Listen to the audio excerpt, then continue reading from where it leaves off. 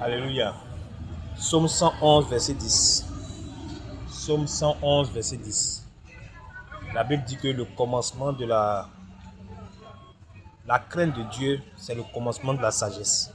La crainte de Dieu est le commencement de la sagesse. Donc, ce qui veut dire que si tu n'as pas la crainte de Dieu, tu ne peux pas être sage. Alléluia. Celui qui n'a pas la crainte de Dieu ne peut pas être sage. La crainte de Dieu, là, c'est pas difficile. C'est simple. Si tu regardes dans la Bible, dans la parole, Dieu dit ne pas faire ça. Je prends l'exemple. Dieu dit ne pas voler. Je ne vole pas. Dieu dit ne pas tuer. Je ne tue pas. Dieu dit de ne pas être orgueilleux. Dieu dit de ne pas commettre l'inceste. Dieu dit de ne pas coucher avec un homme comme on couche avec une femme. Dieu dit de ne pas coucher avec une femme comme on couche, comme deux femmes ne doivent pas coucher ensemble. Je ne le fais pas. Dieu dit de ne pas faire du mal à ton prochain. Dieu dit de ne pas adorer d'autres dieux, d'autres divinités. Dieu dit à part lui seul là, il ne faut pas prononcer un autre nom. Je ne le fais pas. Dieu dit quoi? Il dit de ne pas rendre le mal par le mal. De ne pas mépriser ton prochain. De ne pas te venger. De ne pas pratiquer la sorcellerie. Donc, je ne le fais pas. Simplement, je suis les lois de l'Éternel. Je mets en pratique, c'est tout. En ce moment, tu as la crainte de Dieu, tu peux devenir sage. Et il y a des personnes qui se croient sages, mais n'ont pas la crainte de Dieu. Or, sans la crainte de Dieu, tu ne peux jamais devenir sage. Jamais.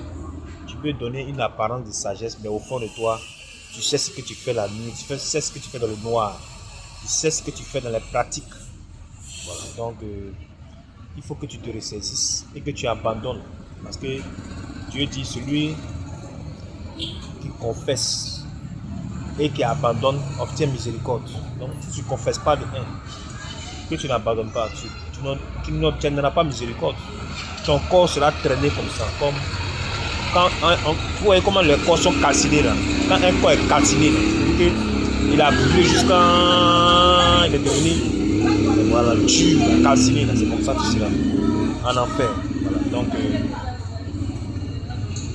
Dieu dit que celui qui a des oreilles pour entendre. C'est celui qui met ma parole en pratique. Voilà, il dit ne vous bornez pas à écouter la parole. N'écoutez pas la parole seulement. Tu prends ta Bible, tu es à l'église, tu écoutes seulement. Tu sors, tu t'en fais autre chose. Tu es dans les conférences, c'est sur TikTok, tu écoutes les prédications, mais tu ne mets jamais en pratique. Si tu ne mets pas en pratique, tu n'es pas dans la volonté de Dieu. Donc, cette année-là, il faut changer. Dieu s'occupera de toi. Dieu sait de quoi tu as besoin. Mets-toi dans le chemin et suis Jésus, suis le Seigneur. Suis les choses de l'Éternel et tu verras sa gloire. Amen.